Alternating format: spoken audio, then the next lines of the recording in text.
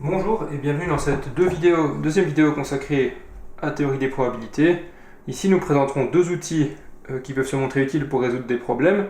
Le premier c'est l'arbre de probabilité et le deuxième c'est l'utilisation du complémentaire.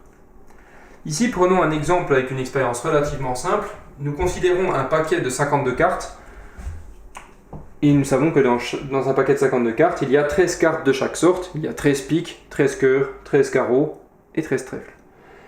La question qu'on se pose, c'est si je tire deux cartes à la suite, quelles sont mes chances de tirer deux cœurs?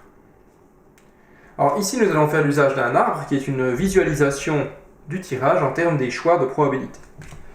Nous partons du point de départ et nous avons deux possibilités pour le premier tirage. Soit on tire un cœur, soit on tire autre chose. Quelles sont nos probabilités de tirer un cœur sur la première carte? C'est assez simple. Il y a 13 cœurs dans les 52 cartes. Nous avons donc 13 chances sur 52 de tirer un cœur. Par conséquent, tout le reste, c'est tirer autre chose qu'un cœur. Il y a donc 39 chances sur 52 de tirer un cœur. Notons que 13 sur 52, ça fait une chance sur 4, ce qui semble tout à fait raisonnable. Et ici, nous avons 3 chances sur 4. Maintenant, lors du deuxième tirage, si nous avons tiré un cœur ici, combien reste-t-il de cœurs? Eh bien, il n'en reste plus que 12, mais il reste 51 cartes à tirer. Nous avons donc, pour trouver un cœur, 12 chances sur 51 de tirer un cœur, et donc le reste de ne pas en tirer, il reste donc 39 chances sur 51. Notez que ceci fait 4 17e, et que ceci fait 13 17e. Ici, nous pourrions nous amuser à détailler les autres événements, mais ça n'a pas d'importance. Notre question, celle qui nous intéresse, pour l'événement A, c'est de tirer deux cœurs. La probabilité de tirer deux cœurs, ça va donc être une succession de probabilités en considérant ce qu'on appelle le principe des épreuves successives. Si nous avons deux épreuves successives, alors la probabilité combinée que les deux épreuves se passent d'une certaine manière est simplement le produit des probabilités entre ces deux épreuves. Donc pour la première, nous avons ici une chance sur 4.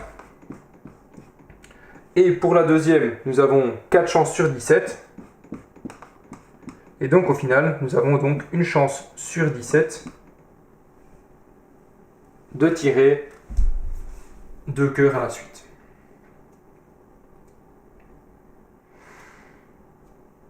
Voilà, ça c'est un premier exemple de la façon dont nous faisons des arbres de probabilité. Et ensuite, nous parlons rapidement de la règle, je ne vais pas dire de la règle, pardon, de la propriété du complémentaire qui peut nous aider à faire un calcul. Par exemple, le principe d'un élément complémentaire, c'est le suivant. Si nous avons ici l'univers entier et que nous avons ici un événement B, alors tout le reste autour de B est ce qu'on appelle le complémentaire B bar, qui est en fait non B. C'est l'événement qui représente tout ce qui n'est pas B. Maintenant, assez facilement en probabilité, on réalise que puisque B et B bar sont des événements qui sont incompatibles, alors la somme de la probabilité de faire l'événement B ou l'événement B bar, donc c'est la somme des deux, et forcément ça correspond à l'univers, et donc ça vaut 1. L'avantage de ceci, c'est que parfois, calculer la probabilité d'un événement peut se faire en calculant 1 moins la probabilité de son complémentaire. Prenons un exemple. Sur l'arbre précédent, imaginons que nous voulions calculer la probabilité de tirer au moins un cœur. L'événement B, tirer au moins un cœur. Alors, évidemment, nous pourrions distinguer toutes les branches où l'événement favorable a lieu, c'est-à-dire que nous pourrions encore ici distinguer les cas où nous tirons un cœur en deuxième carte et pas un cœur. Et ici, pour l'événement B, il faudrait nous intéresser aux situations où nous tirons un cœur puis ensuite autre chose, deux cœurs, ou alors autre chose puis un cœur. Ça nous demanderait de calculer la probabilité de 3 branches différentes de cet arbre, et on se rend vite compte que même si c'est faisable ici, on peut imaginer des cas plus compliqués où il faudrait calculer un nombre très grand de branches. Ici, l'astuce, c'est de considérer l'événement contraire et de dire que, eh bien, en réalité, B bar, c'est l'événement où on ne tire aucun cœur.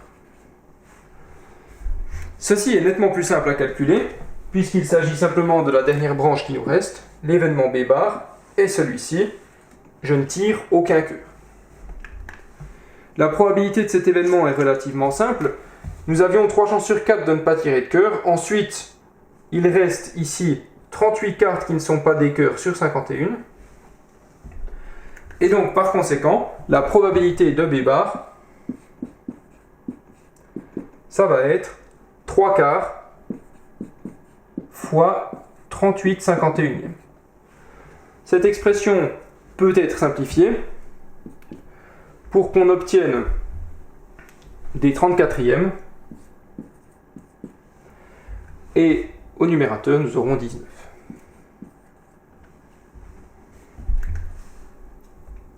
Puisque le 3 se simplifie avec le 51 pour donner 17, et que le 38 et le 4 se simplifient pour donner 2 et 19.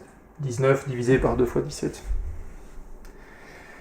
Donc maintenant, la probabilité de B, eh bien c'est simplement 1 moins la probabilité de B bar, et donc c'est 1 moins 19 34e, et nous calculons donc simplement qu'il s'agit de 15 34e. Nous avons donc assez facilement trouvé la probabilité de l'événement B, sans pour autant s'amuser à calculer toutes les branches qui lui correspondent. Voilà, c'est la fin de cette deuxième vidéo de probabilité, dans laquelle nous avons présenté 2 outils fort utiles en pratique.